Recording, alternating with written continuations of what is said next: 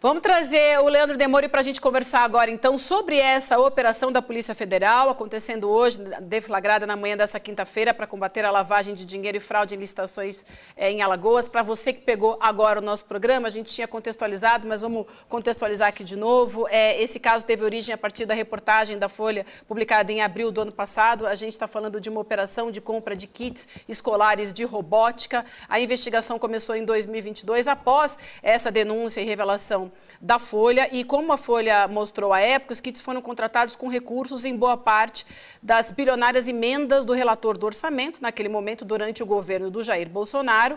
O Lira era o responsável por controlar em Brasília parte dessa verba. É importante a gente dizer que a empresa é a Megalic, que é a que fornecia esses kits de robótica, que funciona numa casa pequena, lá no interior de Maceió, em Jatiuca, e com capital social de 1 milhão. Mas, por incrível que pareça, ela é uma intermediária e embora tenha fechado os contratos milionários, ao menos de 24 milhões aí, ela não produz os kits de robótica, né? E a Megalic, que é essa empresa, ela está em nome de Roberto Lins Costa Melo e Edmundo Catunda, pai do vereador de Maceió, João Catunda, do PSD, e a proximidade do vereador e do pai dele com Lira é pública, todo mundo sabe disso. A gente tem até imagem para mostrar agora, enquanto você comenta, Demori, do dinheiro que foi apreendido hoje, pilhas e pilhas de dinheiro. Daqui a pouquinho a gente vai mostrar, então, na reportagem da Folha. Tem essa foto e a gente mostra aqui, mas vamos te ouvir. Conta essa história pra gente, então. Bom dia.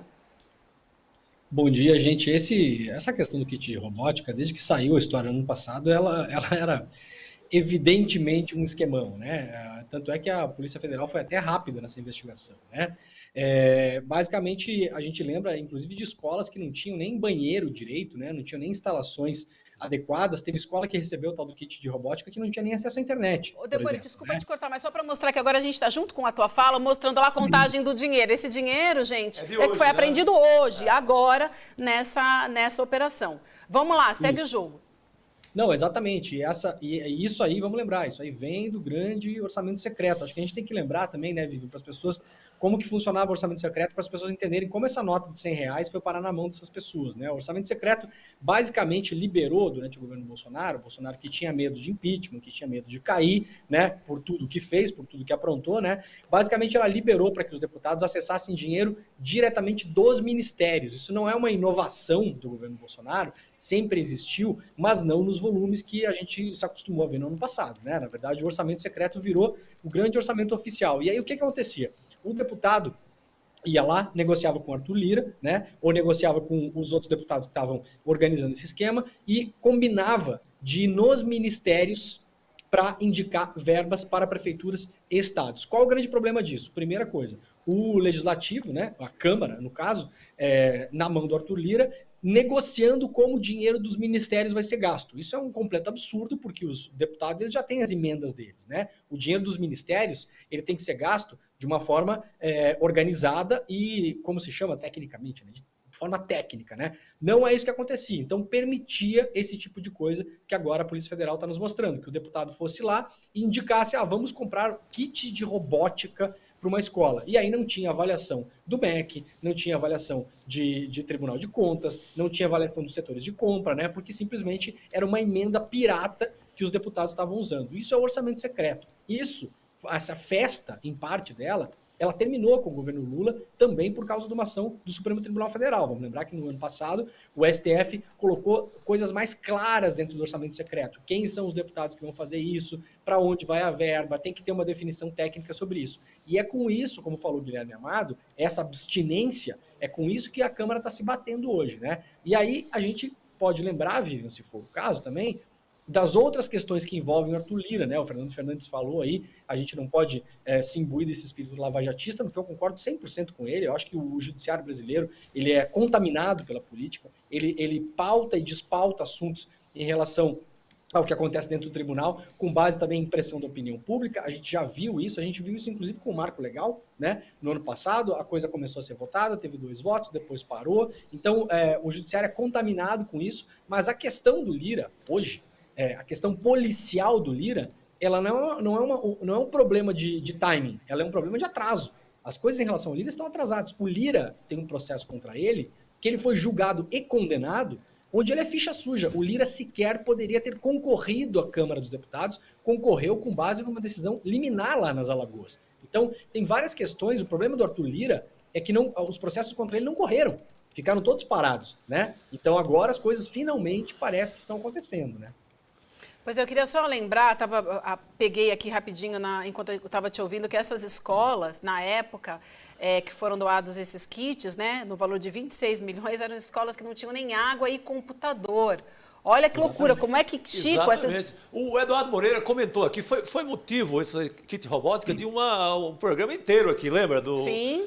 O Edu começou a comentar a robótica e acabou crescendo ali a história. Mas o Demore coloca, para a gente não ficar achando que isso possa ser contaminado pelo lavajatismo, eu acho que o Demore corrige o ritmo do filme agora ao dizer que, na real, são investigações muito atrasadas.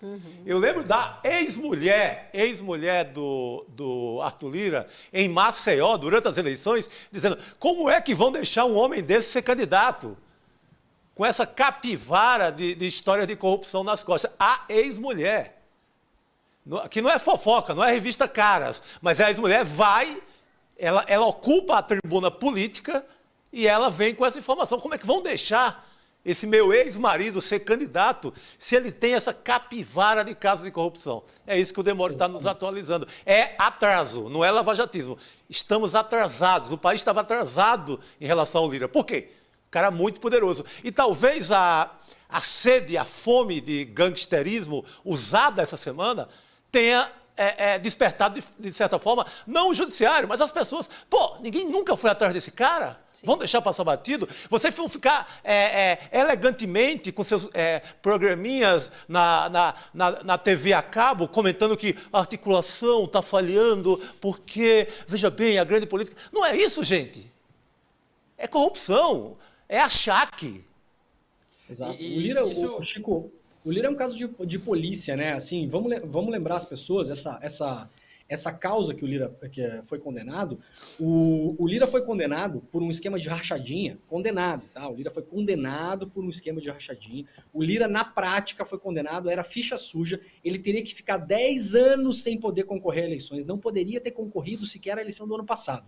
Ele concorreu com base numa decisão de um único juiz nas Alagoas, que suspendeu a ficha suja dele. Então, a questão do Lira é o seguinte: se a gente vai querer falar sobre politização do judiciário, que é um assunto que é perdão, bastante pertinente, o Lira tem sido protegido pelo judiciário brasileiro há muito tempo. Exato, né? Exato. Então, o Lira ele foi condenado nesse caso, ele era ficha suja, ele não poderia concorrer, ele conseguiu uma decisão que permitiu que ele concorresse no ano passado. A ex-mulher dele, como você falou, ela denunciou isso no ano passado, ninguém mais estava dando bola para esse caso, ela foi a público em agosto ou setembro do ano passado falar: gente, o Lira é ficha suja, tem um processo contra ele, ele já está condenado, ele foi condenado a devolver dinheiro e ficar 10 anos sem poder concorrer à eleição. Atenção, Chico, o processo estava, não se sabe por que, em segredo de justiça, ninguém consegue acessar esse processo nas Alagoas, e o que não é comum, processo no Tribunal Regional Eleitoral em segredo de justiça, por quê?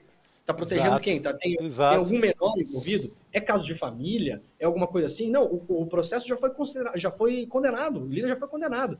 Aí ele consegue uma decisão temporária de um juiz que fala: não, temporariamente vamos suspender a ficha suja dele, porque tem alguns recursos aqui. O Lira concorre à eleição e esse ano, agora, em abril, ontem, o STJ, ele derruba essa condenação contra o Lira. O que é que diz o STJ? Para as pessoas terem bem clareza de como está a situação do Lira na polícia hoje. Na justiça não é o único caso, tem o caso do STF também. O STJ diz o seguinte: o Lira... Inclusive, só para ressaltar, o ministro alagoano Humberto Martins, que anulou a condenação. Só uma coincidência, daquele índice incrível de coincidências, o ministro alagoano Humberto Martins, que foi quem anulou isso que o Leandro vai falar agora. Perfeito, mas é importante deixar claro o seguinte, ó, o tribunal fala o seguinte, que há indícios e provas fáticos e evidentes de que o Lira foi condenado de modo, em relação às provas, correto, de que ele seria ficha suja. Mas o que o STJ falou? O STJ anula a condenação. Por quê, gente? Olhem o motivo, depois eu vou falar para vocês porque isso é um absurdo, tá? Isso não tem a ver com pleno direito de defesa, isso é uma outra coisa. Porque o juiz alegou que o Lira não foi citado direito na ação. Ora, Ora, eu, quando tenho que responder um processo, por exemplo, ou qualquer outra pessoa, qualquer advogado fala para você o seguinte: não, você tem que ser citado, você espera a citação. Só que hoje em dia tem juiz considerando até mesmo que você é citado se você comentar aquele caso no seu Twitter, por exemplo. O juiz vai falar: não, você não foi citado, mas você comentou, então você tinha ciência, né? Aceita-se até mesmo citação hoje em dia, o Chico, por WhatsApp e por e-mail. Então alguém vai acreditar que o Arthur Lira não foi citado devidamente nesse processo? Tudo bem, então o processo caiu por causa disso, tá? Não é porque o juiz ofereceu provas para acusação, não é porque o juiz estava conversando com o promotor no Telegram, não é por nada disso. As provas são concretas e são objetivas, isso está dito pela justiça. Só que, tem um detalhe importante, o processo ele não foi anulado. O processo volta para a primeira instância, o processo tem que voltar a ser instruído. Ou seja, se o judiciário quiser, o judiciário vai retomar esse processo contra Arthur Lira. As provas estão coletadas, ele foi condenado, a chance é muito baixa de que a defesa dele apareça com provas para contradizer essa acusação. Então, na prática, podemos ver Arthur Lira, nos próximos tempos, se a justiça andar de fato, ficha suja perdendo o mandato, saindo da Câmara dos Deputados, porque ficha suja perde o mandato, não pode concorrer, acabou. Vamos lembrar do Deltan Dallagnol. O caso do Lira é muito mais grave que o do Deltan Dallagnol, inclusive. E aí esse caso do STF agora é o seguinte, há uma grande discussão, as pessoas que acompanharam hoje de manhã o Desperta, eu falei um pouco sobre isso no programa, Vivian, é o seguinte: o Lira, ele é réu por corrupção passiva no Supremo Tribunal Federal. Tá? Isso é um caso que já está no Supremo.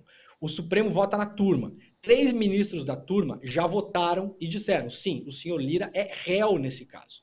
Esse caso é o caso que retoma agora, possivelmente na próxima semana, possivelmente com o voto do Toffoli.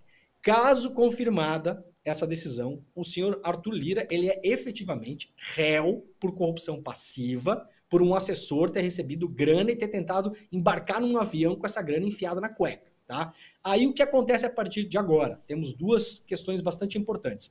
Em 2016, o STF, a partir de uma provocação da rede, né, resolveu uma DPF lá dizendo o seguinte: quem está na linha sucessória de assumir o comando da presidência da República não pode ser réu em processos como esse do Arthur Lira. Não pode. E aí nós temos duas situações aqui. Primeira definição, 2016. Se o Arthur Lira, a partir da semana que vem ou da outra, oficialmente virar réu no STF, ele não pode assumir a presidência da República caso Lula e o Alckmin viajem, por exemplo. Não pode, ele está proibido de assumir. Então teremos oficialmente o presidente da Câmara dos Deputados do Brasil réu por um processo de corrupção passiva. Segunda questão, um acórdão, porque não ficou bem clara a situação em 2016, então teve um acórdão em 2018, proferido na época, se eu não me engano, pelo Celso de Mello, que debatia se o presidente da Câmara, ou alguém que está na tal da linha sucessória, né? Então aí inclui o presidente da Câmara, o presidente do Senado, o vice-presidente da República, que não podem ser réus em caso de corrupção, se eles perdem a condição de, por exemplo, o Lira deixar de ser presidente da Câmara. O entendimento do STF de 2018, em um acórdão, é que não, o Lira não precisaria deixar de ser presidente da Câmara, ele só não pode ocupar a cadeira de presidência da República. Mas, ontem, quando saiu dessa decisão, eu fui conversar com algumas pessoas para entender, e sabemos, né, Chico, que esses entendimentos mudam, esses humores mudam, essas conversas voltam, né? Então, há aí uma sombra em cima da cabeça do Arthur Lira, que deve ter acordado com a cabeça hoje pesando 15 toneladas, né? De que se ele vira réu no STF, ele não pode assumir a presidência da República e talvez se rediscuta esse acórdão de 18, se ele não deve, inclusive, deixar a presidência da Câmara. Então, por linhas tortas e com atraso, porque eu vou repetir, o Lira não deveria nem ter sido candidato, ele era ficha suja, ele concorreu com uma decisão liminar por uma coisa muito específica, dizendo que ele não foi citado no processo. Gente, o processo é público, até a minha mãe sabe que o cara estava sendo processado. Aí, agora, temos essa grande questão em cima do Lira, que com certeza vai pressionar ele em relação às coisas que ele vem fazendo aí. E aí um detalhe da imagem que as pessoas estão vendo, né? Quem é que estava falando ontem? Antes, a Cris ou o Guilherme, eu acho que falou. Quem é que está atrás do Lira ali? O cara do Bolsonaro, do Ministério da Saúde lá, o cara do Paraná, como é que é o nome do cidadão ali da imagem? O Ricardo Barros. Ricardo Barros. Esse cara aí, ó, que o Brasil não olha, esse cara aí que é essa sombra atrás do Lira, esse cidadão aí, ó, com menos cabelo, para as pessoas entenderem, né? esse cidadão aí, ó, que quer botar a mão no Ministério da Saúde porque ele tem negócios numa empresa de logística no Ministério da Saúde. É isso que está em jogo. O Ministério da Saúde, um dos maiores orçamentos do país. Esse é o grande perigo, viu, Demore? Esse é o grande perigo. E é a grande obsessão do Centrão, o Ministério da Saúde. Porque lá está o ouro por Centrão, né? Lá é o tesouro da Serra Madre, para lembrar de um velho filme. É lá que o Centrão está de olho. O Ministério, que inclusive correu risco ontem à noite, o achaque era tão grande que passava inclusive por isso.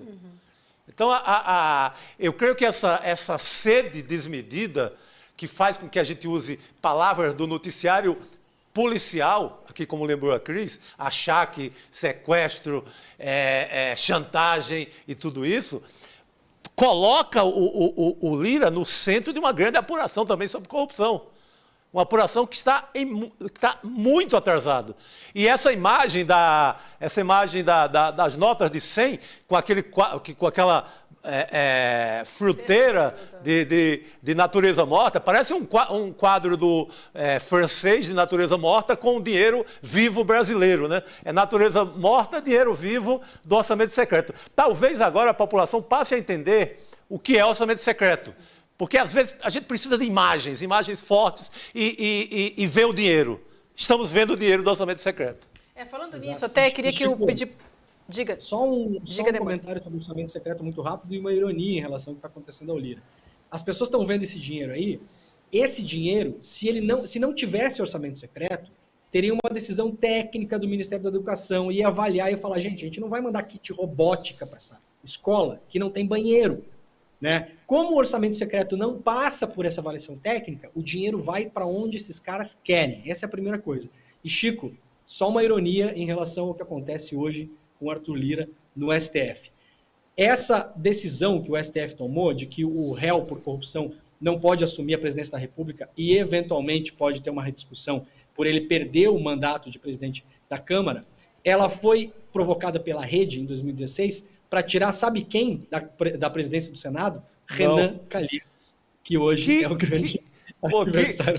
Que ironia, a grande ironia da República de Alagoas, né? Ela é endereçada a um e acerta o outro, acerta o adversário.